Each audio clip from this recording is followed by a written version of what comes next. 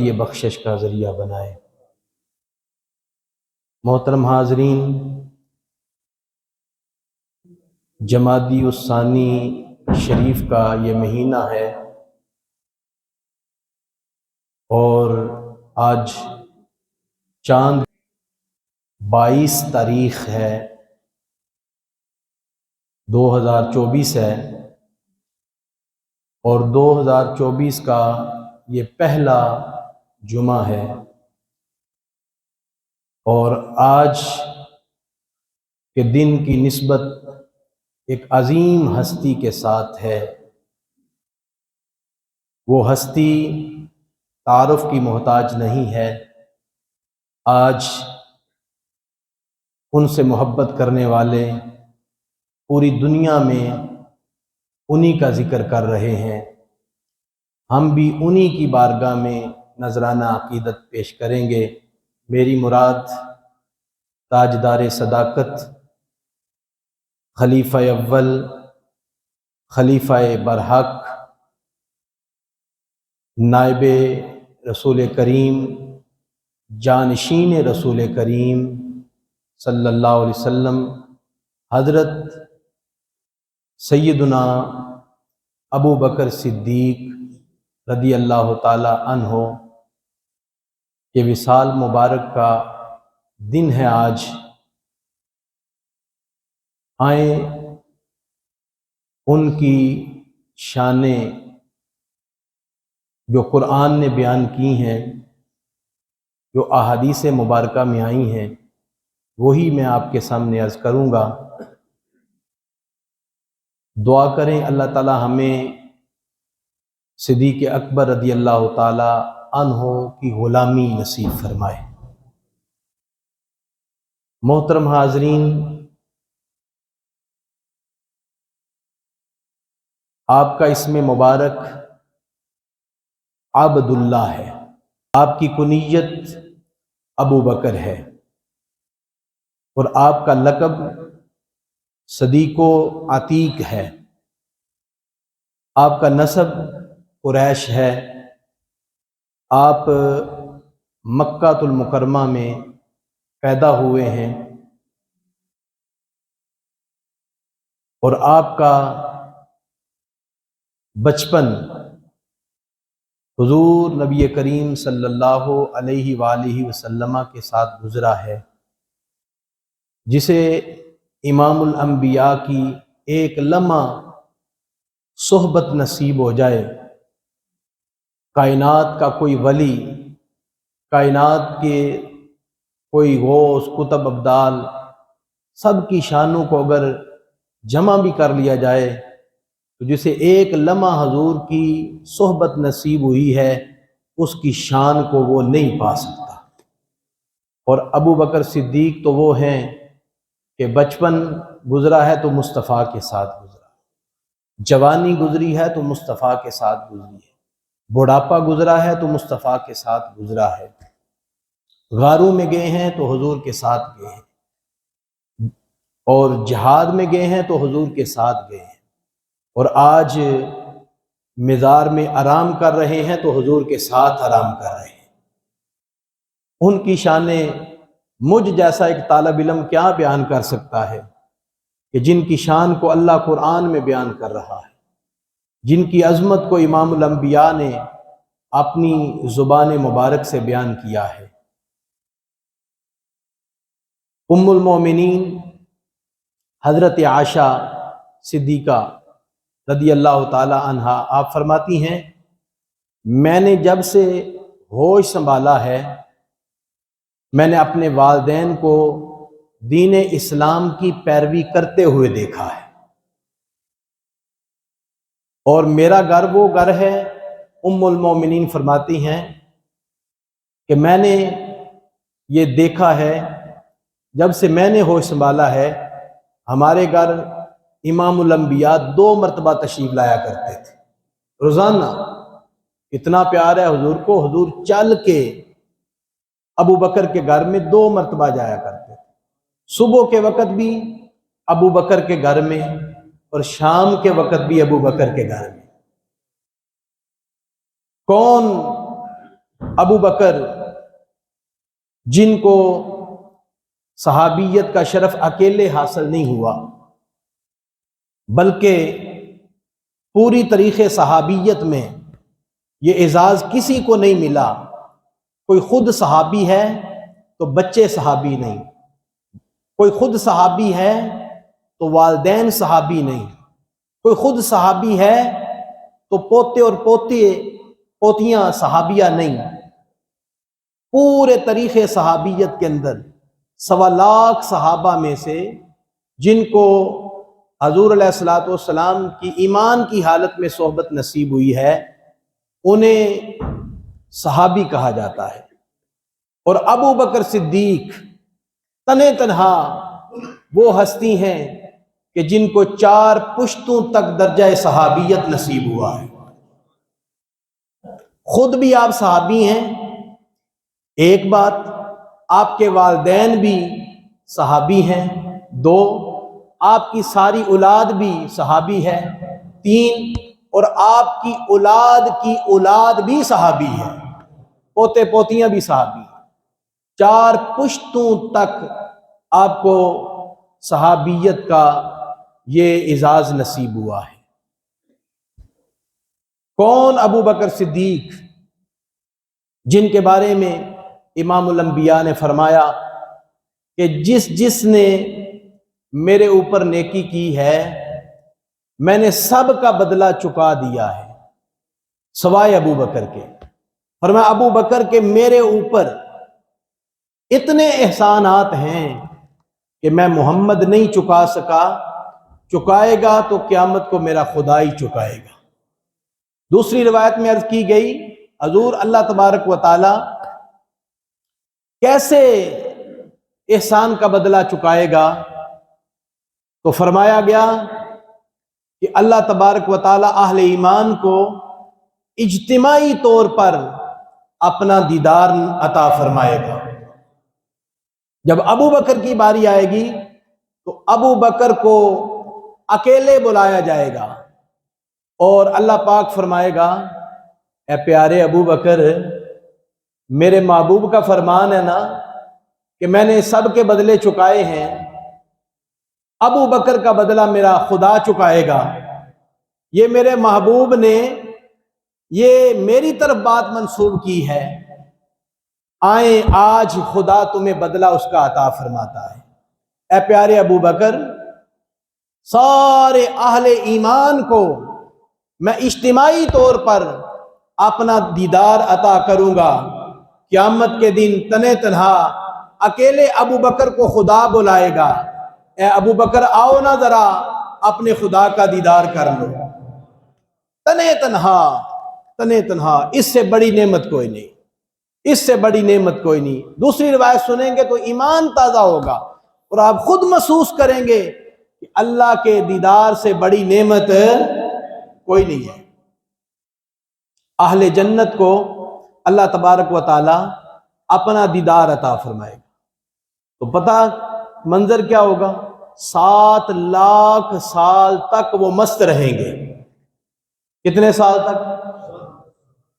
1 سال نہیں، 10 سال نہیں، 50 سال نہیں، اور 1 لاکھ سال نہیں، 50,000 سال نہیں، 7 لاکھ سال اسی خدا کے دیدار میں اہل ایمان مست رہیں گے.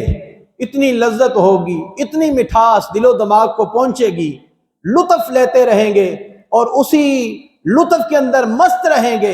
جب 7 لاکھ سال گزریں گے تو تھوڑا سا ہوش آئے گا تو اللہ پاک فرمائے گا اے اہل جنت اب بتاؤ نا کوئی اور بھی چیز چاہیے؟ تو اہل جنت کی زبان پہ پھر یہی جملہ آئے گا حل من مزید، حل من مزید. اے اللہ جو پہلے دیدار عطا فرمایا ہے ایک دفعہ اور دیدار عطا فرما.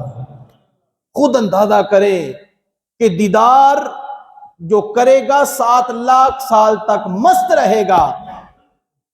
ابو بکر کی شان، ابو بکر کی عظمت، ابو بکر کی رفعت کو سلام نہ کریں جنہیں خدا اپنی بارگاہ میں بلا کے تنے تنہا اپنا دیدار عطا فرمائے گا۔ اللہ اکبر۔ تو اس سے بعد آگے چلیں، کون ابو بکر صدیق؟ ام المومنین حضرت عائشہ صدیقہ رضی اللہ تعالی عنہ کی گود ہے، امام الانبیاء کا سر مبارک ہے۔ ستاروں کی رات، چاند چمک رہا ہے، ستارے چمک رہے ہیں، ام المومنین عرض کرتی ہیں یا رسول اللہ صلی اللہ علیہ وسلم، ستاروں کی تعداد کے برابر آپ کے کسی غلام کی نیکیاں ہیں؟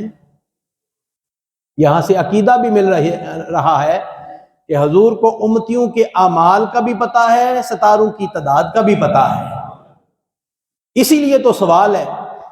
تو میرے کریم آقا علیہ السلام نے فرمایا عائشہ ہاں، ایک میرا غلام ہے جن کی نیکیوں کی تعداد آسمان کے ستاروں کے برابر ہے۔ عرض کی حضور کون؟ فرمایا عمر۔ پیار سے کہیں نا سبحان عمر۔ ام المومنین فرماتی ہیں میرے خیال میں تھا میرے ابا جی کا نام لیں گے، ابو بکر کا نام لیں گے۔ جب عمر کا نام لیا تو میں نے عرض کر دیا کہ میرے ابا جان کی نیکیاں کدھر گئیں، ابو بکر کی نیکیاں کدھر گئیں؟ تو میرے آقا علیہ الصلوۃ والسلام نے فرمایا عائشہ، عمر کی ساری زندگی کی نیکیاں ایک طرف، ابو بکر کی نیکی ایک طرف۔ عمر کی ساری زندگی کی نیکیاں ابو بکر کی نیکیوں میں سے ایک نیکی ہے، ایک نیکی ہے۔ اللہ اکبر۔ جس کی ایک نیکی کا نام عمر ہے، اس کی ساری نیکیوں کا مقام کیا ہوگا، شان کیا ہوگا۔ حضور علیہ الصلوۃ والسلام تشریف فرما ہیں، حضرت جبریل علیہ السلام تشریف لائے۔ میرے آقا علیہ السلام نے فرمایا پیارے جبریل، ذرا آسمانوں پر جو میرے عمر کی شان ہے اس کو تو بیان کرو۔ عرض کی حضور، اس کو بیان کرنے کے لیے منذ لابسا نوح فی قومہ، جتنا نوح علیہ السلام نے اپنی قوم میں تبلیغ کرتے ہوئے وقت گزارا ہے، مجھے اتنا ٹائم چاہیے۔ 950 سال عمر کی شان کو بیان کرنے کے لیے جبریل عرض کرتے ہیں حضور 950 سال مجھے چاہیے۔ میرے آقا علیہ الصلوۃ والسلام نے فرمایا جبریل ایک طرف ہو جاؤ، بس اتنا ہی تم سے صحابہ کو سنانا تھا۔ پھر عمر کو کھڑا کیا گیا۔ اے عمر، کون عمر؟ جو عطائے خدا بھی ہیں، دعائے مصطفیٰ بھی ہیں۔ کون عمر؟ جن کے بارے میں حضور کا فرمان ہے میرے عمر کی زبان پہ خدا بولتا ہے۔ کون عمر؟ جن کے بارے میں حضور کا فرمان ہے جس راستے سے عمر گزرے گا شیطان راستہ چھوڑ دے گا۔ کون عمر؟ جس کے بارے میں حضور نے فرمایا میرے عمر سے شیطان بھی بھاگتا ہے۔ کون عمر؟ جن کے بارے میں حضور نے فرمایا میرے بعد اگر کوئی نبی ہوتا تو عمر ہوتا۔ اتنی شانوں والا عمر ہے۔ میرے کریم نبی نے فرمایا عمر اپنی شان سن لی ہے زبان جبریل سے؟ جی آقا سن لی ہے۔ میرے آقا نے فرمایا اب سنو ابو بکر کی شان۔ گویا کہ عمر کی شان بیان کرنے کے لیے زبان جبریل چاہیے، اور ابو بکر کی شان بیان کرنے کے لیے زبان مصطفیٰ چاہیے۔ عمر کی شان جبریل نے بیان کی ہے، آگے حضور بیان کرتے ہیں اے عمر تمہاری شان اتنی ہے کہ 950 سال تو جبریل کو چاہیے تمہاری شان بیان کرنے کے لیے، اب میں ابو بکر کی شان بیان کرنے لگا۔ فرمایا حل انت حسنۃ الا من حسنات ابی بکر۔ فرمایا عمر تو اور تیری زندگی کی ساری نیکیاں ابو بکر کی نیکیوں میں سے ایک نیکی ہے۔ اللہ اکبر۔ جس کی ایک نیکی کا نام عمر ہے اس کی ساری نیکیوں کی شان کیا ہوگی، عظمت کیا ہوگی۔ اللہ اکبر۔ اسی لیے ہم کہتے ہیں کہ گلی گلی نگر نگر آج تو ابو بکر کے وصال کا دن ہے نا، سرکار کی نگاہ کرم ہو جائے گی. ذرا آپ میرے ساتھ بولے نا کہ گلی گلی نگر نگر، گلی گلی نگر نگر. یہ جملہ ذرا آج ہم نے بولنا ہے، شان بیان کرتے کرتے ساتھ ساتھ، تاکہ ابو بکر کی بارگاہ میں خیرات لینے کے لیے ہم حاضر ہیں نا. تو اس سے آگے چلیں تو میرے کریم آقا علیہ السلام کی کچہری لگی ہوئی ہے. حضور علیہ الصلوۃ والسلام نے فرمایا، اے میرے صحابہ، 360 نیکیوں کے درجے ہیں. 360 میں سے ایک نیکی کا درجہ بھی کسی میرے امتی کے پاس ہوا، پایا گیا، وہ جنتی ہے. وہ کیا ہے؟ 360 نیکیوں کے درجے ہیں، 360 میں سے ایک درجہ بھی کسی میرے امتی میں پایا گیا تو وہ کیا ہے؟ جنتی ہے. ابو بکر صدیق نے سنا نا، حضور کے سامنے عاجزی کے ساتھ کھڑے ہو کے ہاتھ باندھ کے عرض کرتے ہیں، حضور کوئی آپ کی امت میں سے کوئی ایسا بندہ بھی ہے جس کے اندر ساری نیکیاں 360 درجے پائے جائیں، نیکیوں کے سارے درجے پائے جائیں، 360 درجے پائے جائیں؟ میرے آقا علیہ السلام نے صحابہ کے مجمع میں فرمایا انت ہوا ابو بکر.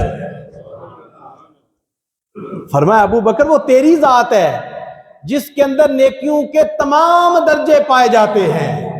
تو پھر ہم کیوں نہ کہیں گلی گلی نگر نگر، گلی گلی نگر نگر. اس سے آگے چلیں، میرے کریم نبی فرماتے ہیں کہ قیامت کا دن ہوگا، جو سخی ہوگا اسے باب الصدقہ کے دروازے سے بلایا جائے گا، جو مجاہد ہوگا اسے باب الجہاد کے دروازے سے بلایا جائے گا، جو روزہ رکھنے والا ہوگا اسے باب الریان کے دروازے سے بلایا جائے گا. حضور مختلف جنتی دروازوں کا ذکر کر رہے ہیں. ابو بکر صدیق رضی اللہ تعالی عنہ پھر کھڑے ہوتے ہیں، ہاتھ باندھے ہوئے، عاجزی کے ساتھ سر جھکا ہوا ہے. عرض کرتے ہیں، حضور کوئی آپ کا امتی ایسا بھی ہے جو سب دروازوں سے بلایا جائے گا؟ تو میرے کریم نبی پھر فرمانے لگے، انت ہوا ابو بکر. فرمایا ہاں ہاں اے پیارے ابو بکر، وہ تیری ذات ہے جو سب دروازوں سے بلائی جائے گی. پھر ہم کیوں نہ کہیں گلی گلی نگر نگر، گلی گلی نگر نگر. پھر میرے کریم آقا علیہ الصلوۃ والسلام نے فرمایا، صحابہ کا مجمع ہے، میرے کریم نبی فرماتے ہیں، آج کسی نے بیمار پرسی کی ہے؟ صحابہ کا مجمع سامنے ہے. بیمار پرسی کرنا یہ سنت نبوی ہے. حضور نے فرمایا جو بیمار پرسی کرنے کے لیے جاتا ہے صبح کے وقت 70,000 فرشتہ سارا دن اس کے لیے بخشش کی دعا. جو شام کے وقت بیمار پرسی کرنے کے لیے جائے تو ساری رات 70,000 فرشتہ بیمار پرسی کرنے والے کے لیے بخشش کی دعا مانگتا ہے. یہ اتنا بڑا عمل ہے. حضور نے فرمایا آج کسی نے بیمار پرسی کی ہے؟ ابو بکر کھڑے ہو گئے. عرض کی حضور میں نے بیمار پرسی کی. پھر حضور نے فرمایا کہ آج کسی نے کوئی نماز جنازہ بھی ادا کیا ہے؟ عرض کی حضور میں نے نماز جنازہ بھی ادا کیا. اللہ کی رضا کے لیے جنازہ پڑھنا احد پہاڑ کے برابر ثواب ہے، احد پہاڑ کے برابر، حدیث نبوی ہے. پھر حضور نے فرمایا کہ آج کسی نے کسی مسکین کو کھانا بھی کھلایا ہے؟ پھر ابو بکر کھڑے ہوتے. عرض کی حضور میں نے ایک مسکین کو کھانا بھی دیا ہے. پھر میرے نبی فرمانے لگے آج تم میں سے کسی نے نفلی روزہ بھی رکھا ہے. نفلی روزے کی بات ہے، باقی تو سارے صحابہ رکھتے تھے نا نفلی روزے کی. ابو بکر پھر کھڑے ہو گئے. عرض کی حضور میں روزے سے ہوں الحمدللہ. تو میرے آقا علیہ الصلوۃ والسلام نے پتہ کیا فرمایا؟ فرمایا جس میں یہ ساری حصلتیں، یہ ساری کوالٹیاں پائی جائیں وہ جنتی ہے۔ وہ کیا ہے؟ ابو بکر کو جنتی کس نے کہا ہے؟ حضور نے۔ تو پھر ہم کیوں نہ کہیں گلی گلی نگر نگر؟ ابھی بھی آپ ذرا شرما رہے ہیں۔ ابو بکر کا ایسا پیارا نام ہے جو مصطفیٰ کی زبان پہ کئی بار آیا ہے، کئی بار آیا، اس لیے شرمائے نا، محبت کے ساتھ بلند آواز سے گلی گلی نگر نگر، گلی گلی نگر نگر۔ اور یہ بھی سن لیں، یہ بھی سن لیں ہمارا عقیدہ کیا ہے۔ ہمارا عقیدہ بلکہ تمام صحابہ کا۔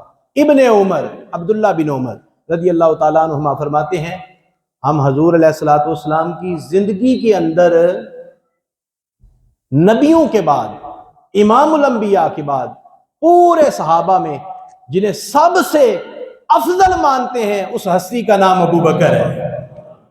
اس ہستی کا نام کیا ہے؟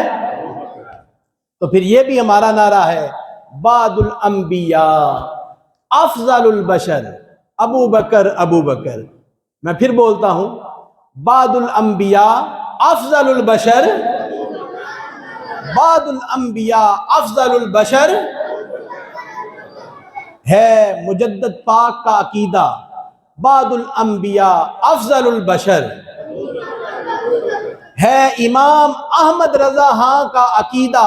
بعد الانبیاء افضل البشر اے پوری سنیت کا عقیدہ۔ بعد الانبیاء افضل البشر اے پوری امت کا عقیدہ۔ بعد الانبیاء افضل البشر۔ ابو بکر امام الانبیاء کے بعد سب سے افضل ابو بکر ہے، سب سے افضل ابو بکر ہے۔ پھر آپ جانتے ہیں عشرہ مبشرہ والی حدیث میں نام کس کا پہلے آتا ہے؟ ابو بکر کا۔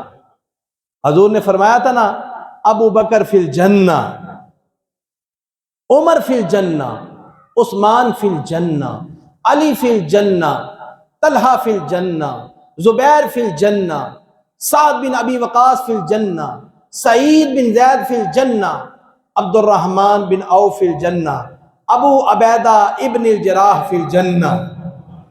10 صحابہ کو حضور نے جنت کی بشارت سنائی، اور بشارت سنانے کے وقت امام الانبیاء کی زبان پہ سب سے پہلے نام کس کا آیا؟ ابو بکر کا۔ پھر حضور کے دور مقدس میں ایک بی بی صاحبہ آ گئی، عرض کرتی ہیں حضور مجھے آپ سے دوبارہ کام پڑا، آپ کو نہ پاؤں، اس کی مراد تھی آپ اگر وصال فرما جائیں تو میں کس کے پاس آؤں؟ تو حضور نے فرمایا اگر مجھے نہ پائے تو ابو بکر کے پاس آنا۔ کیا کرنا؟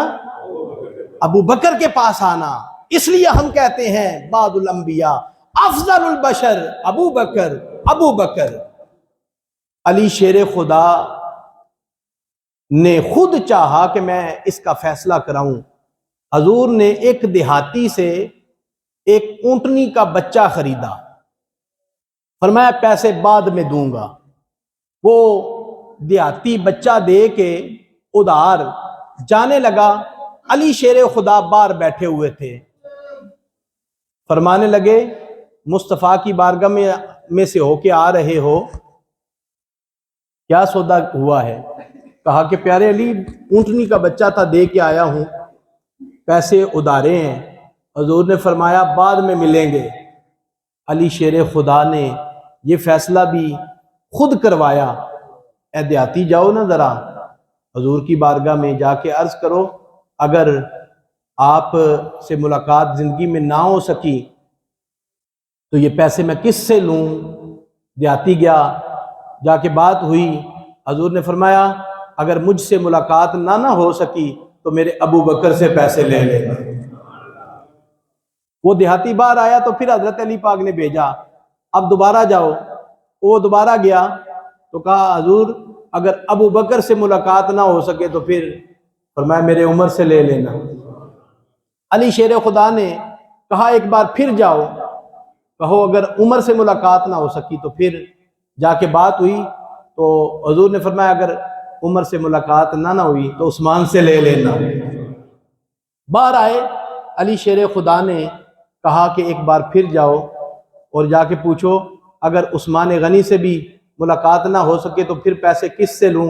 اے علی تیرے احسانات ہیں، تو نے خود پردہ چاک کیا ہے۔ اپنے دور مقدس کے اندر علی شیر خدا نے پھر بھیجا، دیہاتی گیا، عرض کی حضور آپ نے فرمایا ہے کہ اگر مجھ سے ملاقات نہ ہو سکی، زندگی نے وفا نہ کی تو پیسے ابو بکر سے لینا، ابو بکر کی زندگی وفا نہ کرے تو پیسے عمر سے لینا، عمر کی زندگی وفا نہ کرے پیسے عثمان سے لینا، عثمان سے اگر وفا زندگی نہ کرے تو حضور پیسے کس سے لوں؟ میرے کریم نبی فرمانے لگے جو تمہیں بار بار میرے پاس بھیج رہا ہے اس سے لے لینا، جو بار بار میرے پاس بھیج رہا ہے اس سے لے لینا، مراتی علی سے لے لینا۔ یہ تو حضور علیہ الصلوۃ والسلام نے خود خلافت کی ترتیب کو بیان کیا ہے۔ لہذا جو اذانوں میں پڑھتے ہیں نا خلیفۃ بلا فصل، علی کا نام لیتے ہیں، وہ مصطفیٰ کی حدیث کی تردید کرتے ہیں، مصطفیٰ کے فرمان کو نہیں مانتے، اپنی اذانوں میں علی الاعلان کہتے ہیں۔ ہم کہتے ہیں ایسا نہ کرو، مصطفیٰ کریم نے اپنے بعد ابو بکر کو خلیفہ بنایا اور پھر امت نے ابو بکر کے بعد عمر کو خلیفہ چنا، عمر کے بعد عثمان غنی کو خلیفہ چنا اور ان کے بعد علی کو خلیفہ چنا۔ اور یہ مت کہو جو آج کل قوالی بھی کرنے والے قوال کہتے ہیں نا، دما دم مست قلندر، علی کا پہلا نمبر، یہ بات غلط ہے۔ دما دم مست قلندر ابو بکر کا پہلا نمبر۔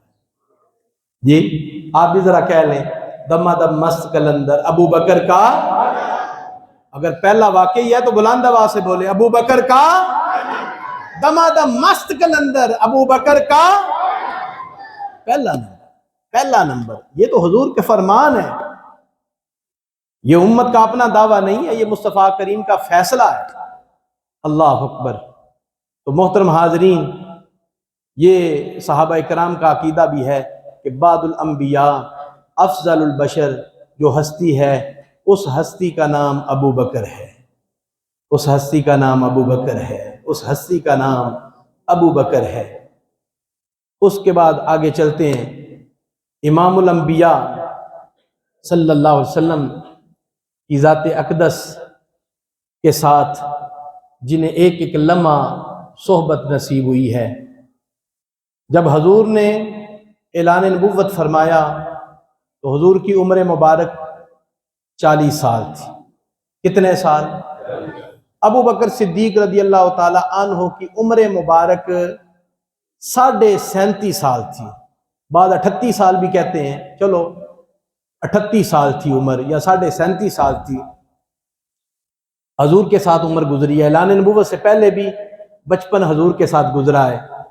تو جب حضور نے 40 سال کے بعد اعلان نبوت فرمایا تو ابو بکر کہاں تھے؟ ملک شام میں تھے۔ کہاں تھے؟ ملک شام میں، تجارت کی غرض سے گئے ہوئے تھے۔ رات کو سوئے نا تو کیا خواب دیکھا کہ آسمان کا چاند میری جھولی میں آیا۔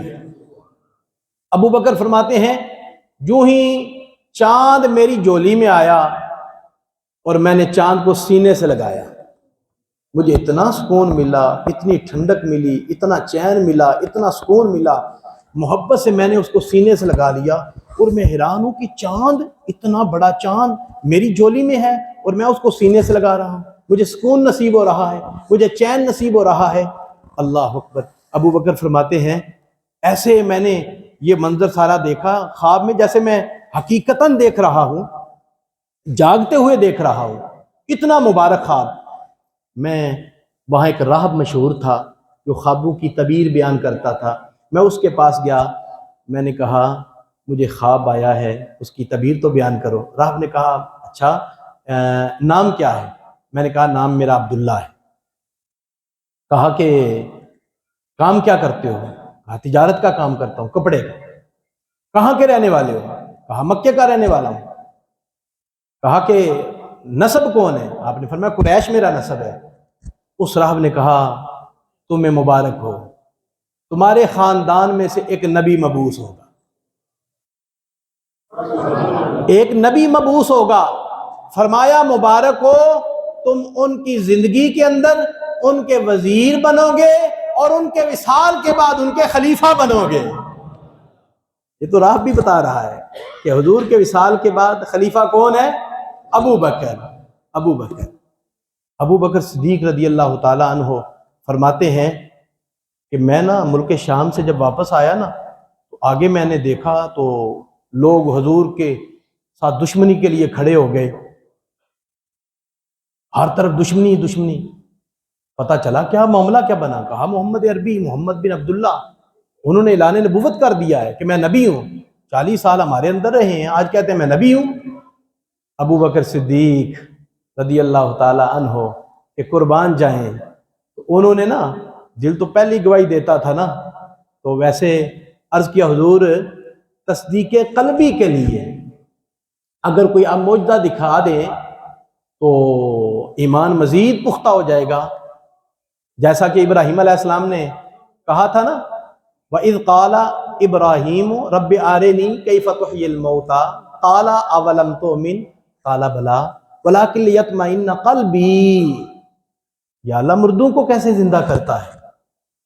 تو اللہ پاک نے فرمایا پیارے ابراہیم تیرا ایمان نہیں ہے میں مردے زندہ کر سکتا ہوں؟ تو ابراہیم علیہ السلام نے عرض کیا قَالَ بَلَىٰ، کیوں نہیں، میرا ایمان ہے مردے تو زندہ کر سکتا ہے۔ وَلَٰكِن لِيَطْمَئِنَّ قَلْبِي، یا اللہ صرف اسی لیے کہا ہے کہ جب میری آنکھوں کے سامنے مردے زندہ ہوں گے میرے دل کو اطمینان پہنچے گا، اطمینان پہنچے گا اور مزید ایمان کے اندر پختگی ہو جائے گی۔ اللہ پاک نے فرمایا 4 پرندے لے لو فَصُرْهُنَّ إِلَيْكَ ثُمَّ اجْعَلْ عَلَىٰ كُلِّ جَبَلٍ مِّنْهُنَّ جُزْءًا ثُمَّ ادْعُهُنَّ يَأْتِينَكَ سَعْيًا وَاعْلَمْ أَنَّ اللَّهَ عَزِيزٌ حَكِيمٌ۔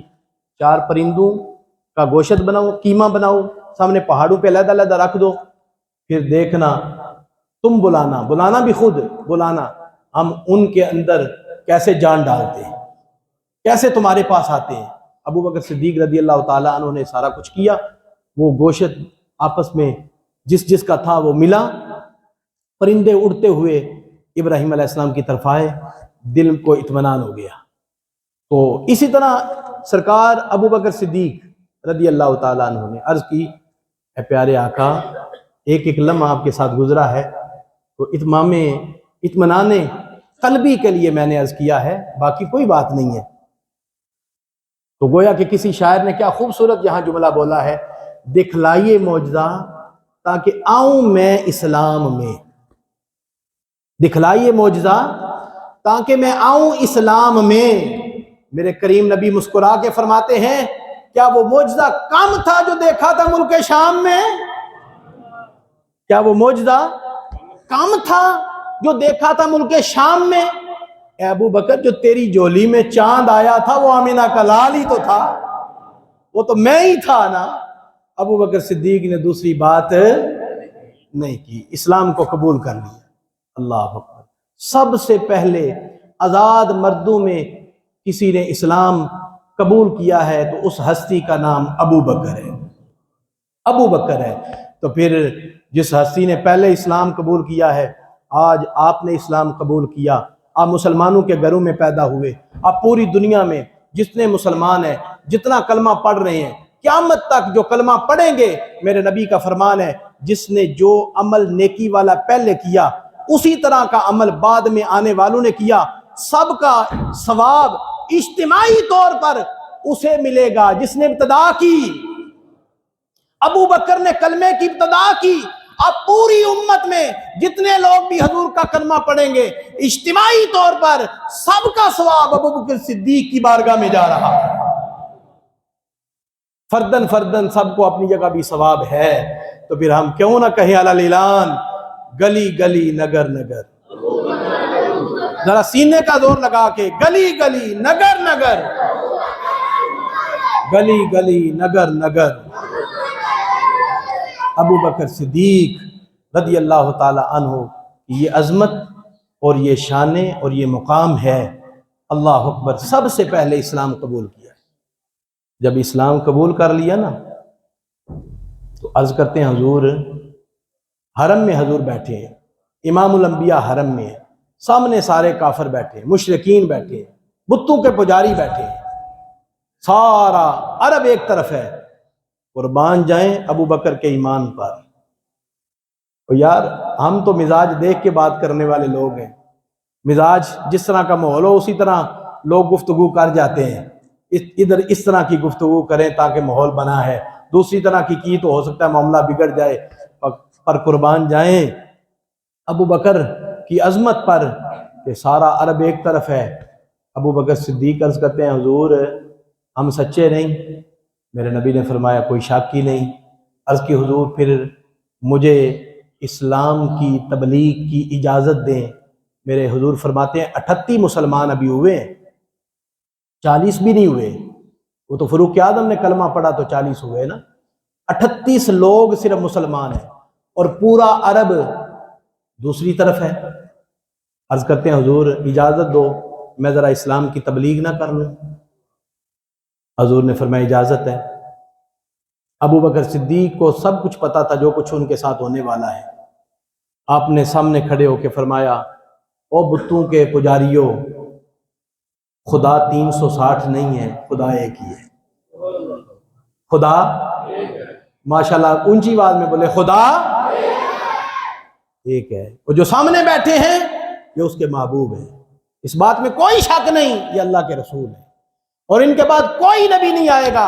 ان کا کلمہ پڑھ لو نجات چاہتے ہو۔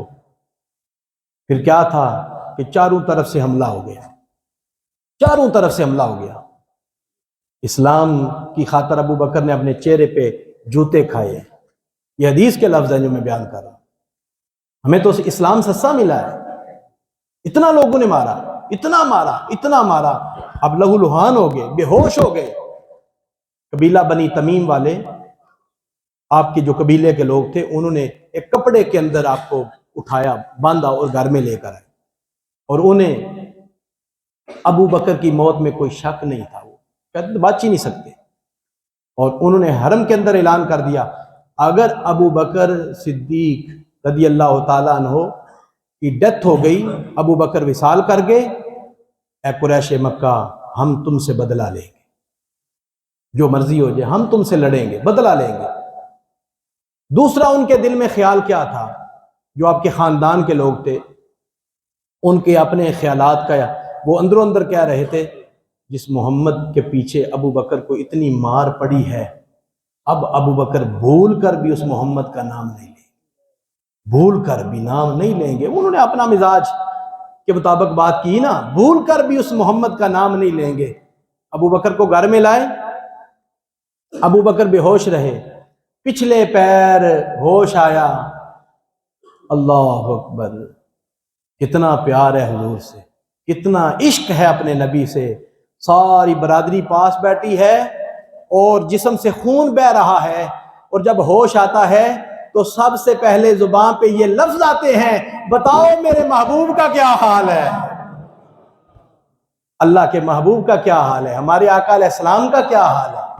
قبیلہ بنی تمیم والے تانا دے کے گئے، او ابو بکر جس نبی کے پیچھے اتنا کچھ تیرے ساتھ ہو گیا ہے پھر بھی اس محمد کا نام لیتا ہے، چھوڑ کے چلے گئے۔ آپ نے اپنی ماں سے کہا امی جان حضور کس حالت میں ہے؟ کہا مجھے کوئی خبر نہیں۔ کہا ابو بکر نے کہا کہ جاؤ خبر لے کر آؤ۔ کہا خبر تو لینے جاتی ہوں، پہلے کچھ کھا پی لو۔ ابو بکر فرماتے ہیں جب تک محبوب کا پتہ نہیں چلے گا نہ میں کچھ کھاؤں گا نہ کچھ پیوں گا، کچھ نہیں کھاؤں گا۔ آپ کی والدہ نے ابھی اسلام قبول نہیں کیا لیکن بیٹے کے ساتھ پیار ہے نا، بیٹے کے ساتھ محبت ہے، اٹھی ام جمیل کے گھر میں گئی، فاروق اعظم کی ہمشیرہ ہے، انہوں نے اسلام قبول کر لیا ہوا تھا۔ ام جمیل سے کہا کہ حضور کہاں ہیں؟ کہا کہ اس وقت دار ارقم کے اندر ہے، اور الحمدللہ بالکل خیر و عافیت کے ساتھ ہے۔ ام جمیل خود چل کے آئیں ابو بکر صدیق کے گھر میں، ماں بھی ساتھ ہے، ام جمیل فاروق اعظم کی بہن بھی ساتھ ہے۔ ام جمیل نے کہا پیارے ابو بکر حضور بالکل خیریت سے ہیں، بالکل خیریت سے ہیں۔ ابو بکر صدیق رضی اللہ تعالیٰ عنہ فرماتے ہیں امی جان اس وقت تک مجھے چین نہیں آئے گا جب تک میں اپنے محبوب کی زیارت نہ کروں۔ ماں محسنہ تھی، ماں پیار کرنے والی تھی، اگرچہ اسلام قبول نہیں کیا ماں نے کندھا دیا، لے گئی۔ حضور دار ارقم کے گھر میں بیٹھے ہوئے تھے، جب ابو بکر صدیق کو لہو لہان اس حالت میں حضور نے دیکھا نا، تو امام الانبیاء کھڑے ہو گئے۔ امام الانبیاء نے کھڑے ہو کے استقبال کیا، ابو بکر کو اپنے سینے سے لگایا اور پیشانی پر بوسہ دیا۔ ابو بکر کی پیشانی پہ بوسہ دیا اور صحابہ پہ رکت طاری ہو گئی۔ جب صحابہ پہ رکت طاری ہو گئی، ابو بکر صدیق نے عرض کی، حضور میری ماں میرے ساتھ محسنہ ہے، شفیقہ ہے، بڑی مہربان ہے میرے اوپر، میری ماں کے حق میں دعائی کر دیں، آپ کے ہوتے ہوئے میری ماں جہنم کی طرف جائے، مہربانی فرمائیں، دعائی فرما دیں۔ میرے آقا علیہ الصلوۃ والسلام نے بس توجہ کی، ماں نے اسی وقت کلمہ پڑھ لیا، ماں نے اسی وقت کلمہ پڑھ لیا، اور 4 یعنی درجے آپ کو شرف صحابیت کے نصیب ہوئے۔ تو محترم حاضرین، آپ اسلام کے پہلے خطیب ہیں، جنہوں نے سب سے پہلے اسلام کی تبلیغ کی ہے۔ اس ہستی کا نام بھی ابو بکر ہے، ابو بکر ہے۔ تو پھر کون ابو بکر؟ حضرت بلال حبشی رضی اللہ تعالی عنہ، آپ کو امیہ کافر الٹا لٹکا کے کانٹوں کی چھڑی سے مار رہا ہے۔ ابو بکر صدیق حضرت بلال کو کہتے ہیں، اپنی محبت کا اظہار نہ کیا کرو، اللہ علیم بذات الصدور ہے، دلوں کے اندر جو چھپی چیز ہے اللہ خدا جانتا ہے، اللہ رب العزت جانتا ہے، اپنا ایمان چھپا کے رکھو، کیوں اظہار کرتے ہو، اتنی سزا پا رہے ہو۔ کہا ٹھیک ہے۔ دوبارہ ابو بکر صدیق آئے تو پھر امیہ کافر مار رہے، تو بلال حبشی احد احد کی صدا لگا رہے ہیں، محمد کا خدا ایک ہی ہے، محمد کا خدا ایک ہی ہے، محمد کا خدا ایک ہی ہے۔ وہ کہتے 360 ہیں، بلال کہتے تھے ایک ہی ہے، محمد کا خدا ایک ہی ہے۔ وہ کافر مارتا تھا، ابو بکر صدیق نے پھر سمجھایا، آخر بلال حبشی کہتے ہیں، جسے شاعر نے اپنے خوبصورت انداز میں کہا، اے پیارے ابو بکر، میں اتوں ہور تے وچوں ہور ہو جاواں، اے پیارے ابو بکر میں اتوں ہور تے وچوں ہور ہو جاواں، بلا ہو کے عاشق میں عشق دا چور ہو جاواں۔ یہ کس طرح ہو سکتا ہے؟ مار پڑتی ہے تو پڑتی رہے۔ ابو بکر صدیق نے جب یہ منظر دیکھا کہ بلال جان کی پرواہ نہیں کر رہے، ایک دن امیہ کافر نے زمین پہ لٹایا ہوا ہے، اوپر پتھر رکھا ہوا ہے، ابو بکر صدیق گزرے، رہا نہ گیا، حضور علیہ الصلوۃ والسلام کی بارگاہ میں عرض کرتے ہیں، یا رسول اللہ صلی اللہ علیہ وسلم، امیہ کافر حضرت بلال کو بڑی سزائیں دے رہا ہے۔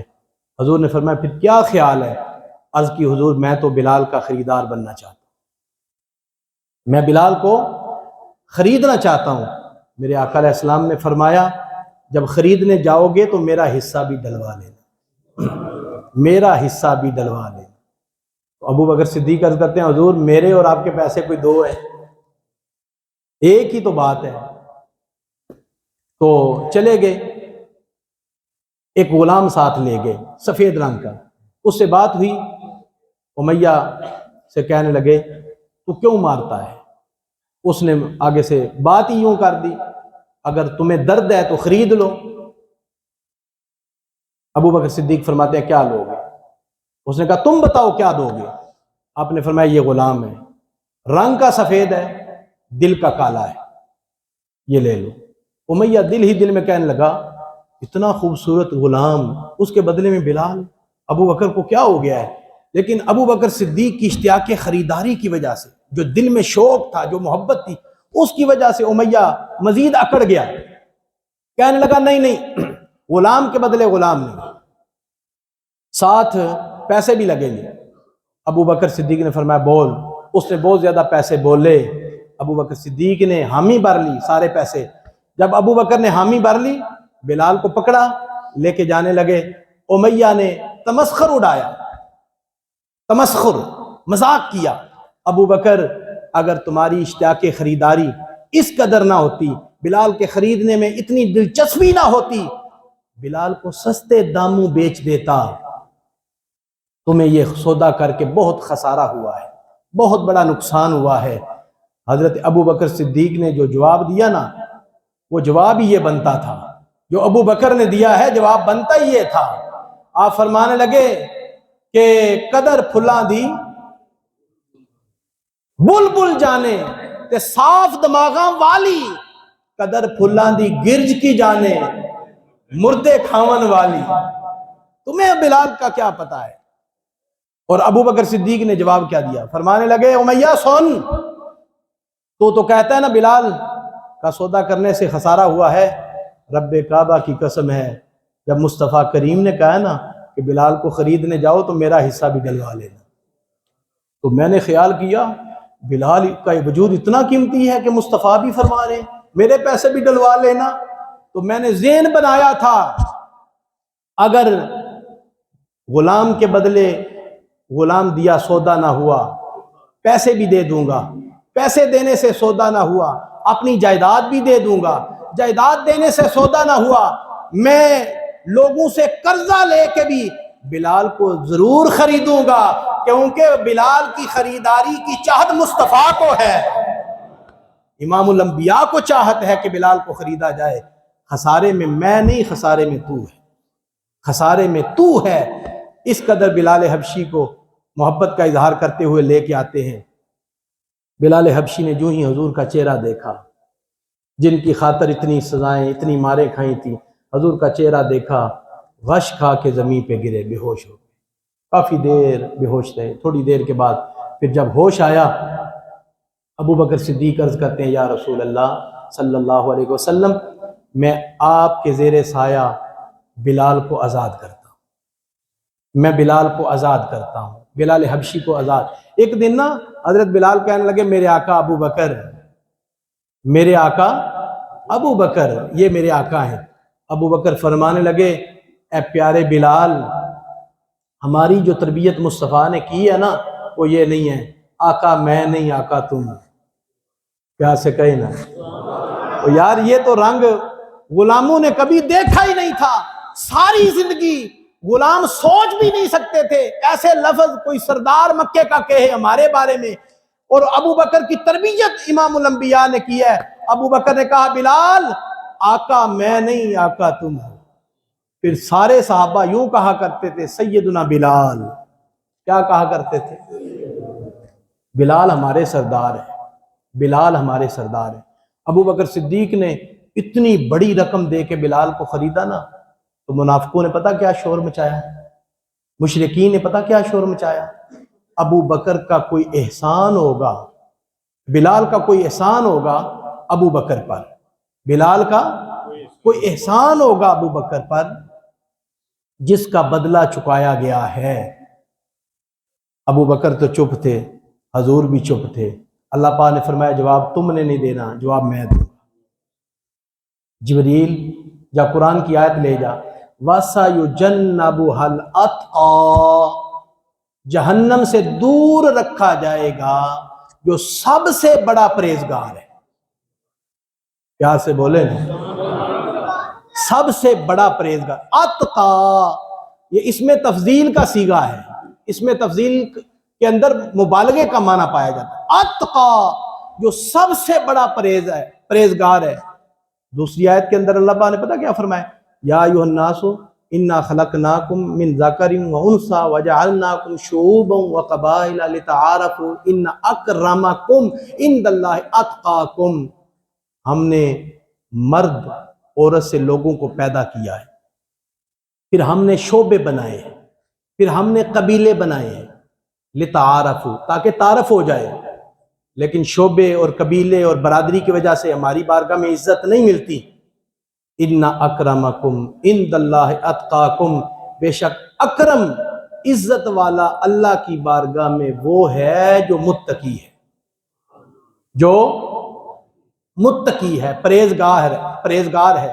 یہ اکرم ابو بکر ہے، اور یہاں متقی کی بات ہے، وہاں اس میں تفضیل ہے۔ ابو بکر صرف متقی نہیں، اتقا ہیں، متقیوں کے سردار ہیں، سب سے بڑے متقی ہیں، سب سے بڑے پرہیزگار ہیں۔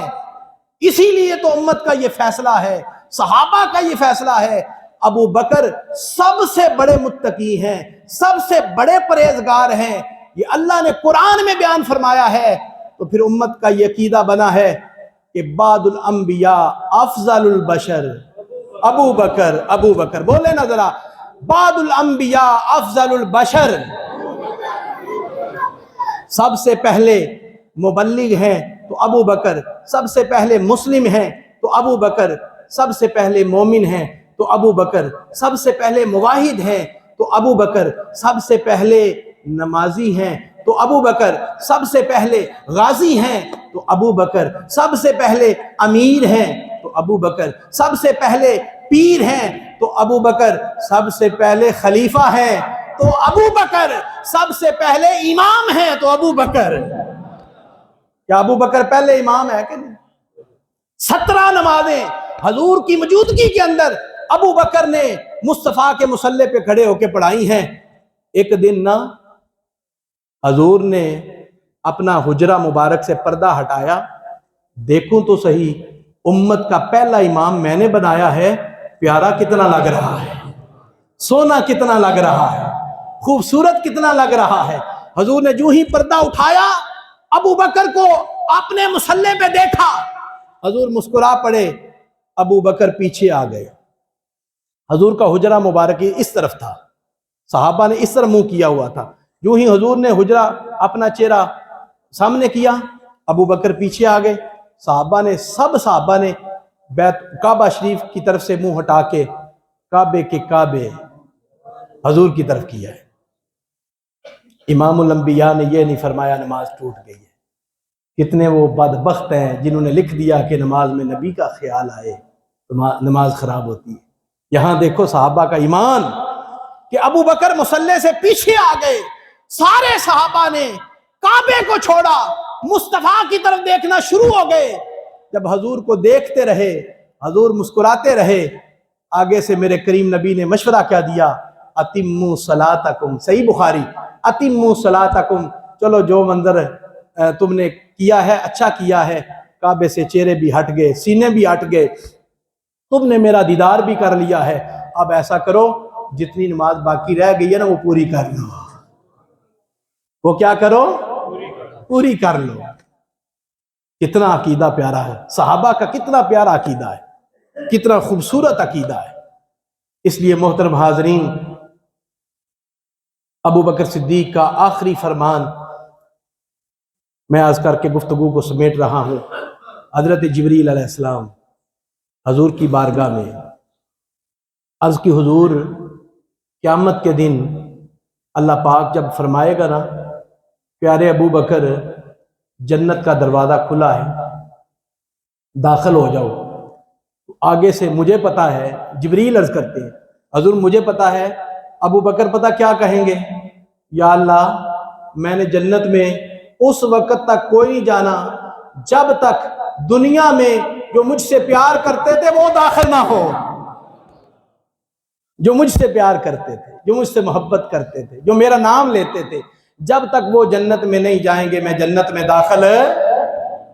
یار کتنے یہ محسن لوگ ہیں، کتنے مہربان ہیں کہ اپنے پیار کرنے والوں سے کتنا پیار کرتے ہیں، کتنی محبت کرتے ہیں۔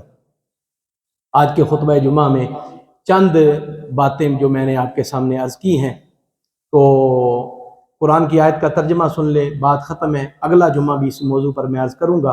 اللہ پاک نے فرمایا وَسَيُجَنَّبُهَا الْأَتْقَى، دور رکھا جائے گا دوزخ سے جو سب سے بڑا پرہیزگار ہے، الَّذِي يُؤْتِي مَالَهُ يَتَزَكَّى، وہ اپنا مال دیتا ہے تاکہ ستھرا ہو، وَمَا لِأَحَدٍ عِندَهُ مِن نِعْمَةٍ تُجْزَىٰ، اس پر کسی کا کوئی احسان جس کا وہ بدلہ چکائے، إِلَّا ابْتِغَاءَ وَجْهِ رَبِّهِ الْأَعْلَىٰ، مگر وہ تو اپنے رب کی رضا چاہتا ہے۔